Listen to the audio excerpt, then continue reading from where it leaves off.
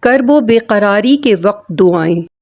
رسول اللہ صلی اللہ علیہ وسلم نے فرمایا، میں تمہیں وہ چیز نہ بتاؤں؟ اگر کسی پر کوئی مصیبت اور آزمائش آ جائے تو وہ اسے پڑھے تو اسے اس سے نجات مل جائے گی۔ وہ یونس علیہ السلام کی دعا ہے، لا الہ الا انت سبحانک انی کنت من الظالمین۔ تیرے علاوہ کوئی سچا معبود نہیں، تو پاک ہے، یقیناً میں ہی ظالموں میں سے ہوں۔ صحیح سنن ترمذی 3505، المستدرک حاکم 505 اور 862۔ اسماء بنت امیس رضی اللہ عنہا فرماتی ہیں کہ رسول اللہ صلی اللہ علیہ وسلم نے مجھے یہ کلمات سکھائے تاکہ میں ان کو کرب کے وقت پڑھا کروں۔ اللہ اللہ ربی لا اشرک بہ شیئا، اللہ اللہ میرا رب ہے، میں اس کے ساتھ کسی چیز کو بھی شریک نہیں کرتا۔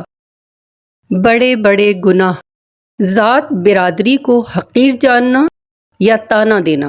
نبی صلی اللہ علیہ وسلم نے فرمایا، دو کام کفر والے ہیں، نسب کا طعنہ دینا اور میت پر نوحہ کرنا۔ صحیح بخاری 3850۔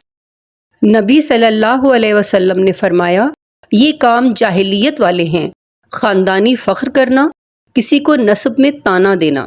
صحیح مسلم 2160۔ Thank you for watching. Like, share, subscribe. Subscribe.